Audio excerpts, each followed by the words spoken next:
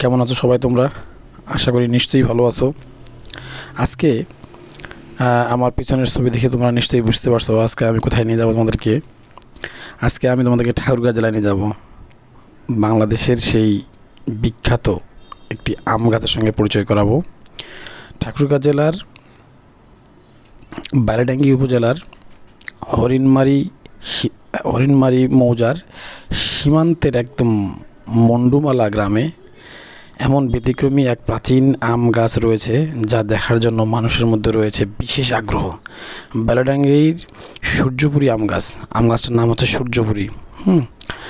Guys, একটি কথা তো আপনাদেরকে বলে রাখি, এখানে আমি ভিডিও করার সময় তখনই ভয়েস দিছিলাম, কিন্তু এত নয়েজ মানে কিছুই বোঝা যাচ্ছিল না। মানে প্রচুর দর্শনার্থী হয়েছিল সেদিন, এত দর্শনার্থী, গ্যাঞ্জাম, কোলাহল। বাসায় আসে সেটা আবার রিমুভ করে দিয়ে আবার নতুন করে ভয়েস দিছি। এই জন্য হয়তো আমার কথার সঙ্গে একটু মিলবে না ওইখানের কথার সঙ্গে, তোমরা একটু ম্যানেজ করে নিও। দেখো কেমন লাগছে। তো এই আম গাছটির নাম হচ্ছে সূর্যপুরী আম গাছ নামে সবাই পরিচিত। 200 বছরের পুরনো এই আম গাছটি ভারতের সীমান্তবর্তী এলাকায় প্রায় 2.5 বিঘা জায়গা জুড়ে বিস্তৃত, ফলে এটি এশিয়া মহাদেশের সবচেয়ে বড় আম গাছের স্বীকৃতি পেয়েছে। বালিয়াডাঙ্গির সূর্যপুরী আম গাছটি প্রায় 80 থেকে 90 ফুট উঁচু এবং এর পরিধি প্রায় 35 ফুট।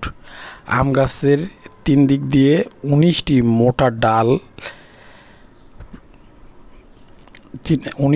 মোটা ডালপালা বেড়ে উঠেছে। দূর থেকে দেখে গাছের প্রতিটি ডাল একটি আম গাছ বলে মনে হয়। এত বিখ্যাত এই আম গাছটি কবে লাগানো হয়েছে সেই সম্পর্কে সঠিকভাবে কেউ কোনো তথ্য দিতে না পারলেও ধারণা করা হয় বালিডাঙ্গি সূর্যপুরী আম গাছের বয়স 200 বছরেরও বেশি। প্রতিদিন অনেক দর্শনার্থী এই গাছটি দেখতে আসে। উত্তরাধিকার সূত্রে বালিডাঙ্গি সূর্যপুরী আম গাছটির বর্তমান মালিক নুরুল ইসলাম ও সাইদুল ইসলাম। নুরুল ইসলাম এর বাবার দাদা গাছটি লাগিয়েছিল। প্রতি বছর গাছটিতে প্রচুর আম হয়, যার প্রতিটির ওজন, একটি আমের ওজন 200 থেকে 250 গ্রাম, এবং সিজন ভেদে এখানে 140 থেকে 150 মেন আম হয় এই গাছটার মধ্যে। ঠাকুরগাঁর মানুষের কাছে এই গাছের আম বিশেষভাবে জনপ্রিয়, সে কারণে এই আমের দাম অনেকটাই বেশি। গাছটিকে ঘিরে মানুষের আগ্রহের জন্য গাছটির চারপাশে টিনের বেড়া, বাঁশের বেড়া দেওয়া হয়েছে এবং 15 জন লোক নিয়মিত গাছটি রক্ষণাবেক্ষণ করে। বালিডাঙ্গি সূর্যপুরী আম গাছ কাছ থেকে দেখতে চাইলে জনপ্রতি 20 টাকা টিকিট কিনে দেখতে হয়। মানে দেখেন কি একটা অবস্থা, প্রচুর লোকারণ্য, চতুর্দিকে গাছপালা ছড়াই গেছে গাছটির আর কি প্রচুর। এটা আপনাকে এখানে যেতে হলে, এটা যাওয়ার হিসাবে আপনাকে একটা গাইড দিলে বলবো আমি, আগে প্রথমে আপনাকে ঠাকুরগাঁ যেতে হবে। ঠাকুরগাঁ জেলায় ঢাকা থেকে, বাংলাদেশের যেখান থেকে হোক ঠাকুরগাঁ যেতে হবে। ঠাকুরগাঁ যাওয়ার পরে এখান থেকে আপনি বালিডাঙ্গা যাবেন উপজেলায়। বালিডাঙ্গি উপজেলা দূরত্ব হচ্ছে 25 কিলোমিটার ঠাকুরগাঁ থেকে। আর বালিডাঙ্গি থেকে হরিণমারির দূরত্ব হচ্ছে 10 কিলোমিটার। হরিণমারি থেকে কাছেই, আপনার কাছেই এই আছে এখানে।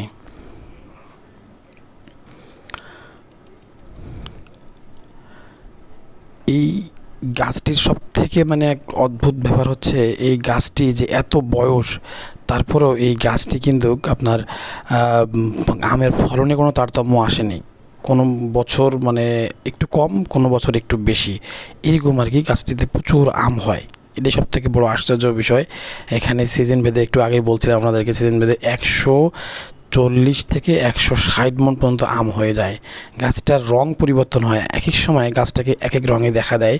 ওইখানে আপনার গেলে দেখতে পারবেন, একটা গাছটির সম্বন্ধে একটা আপনার তথ্য দেওয়া আছে, এটা পড়লে দেখলেই বুঝতে পারবেন। গাছটা অদ্ভুত সুন্দর।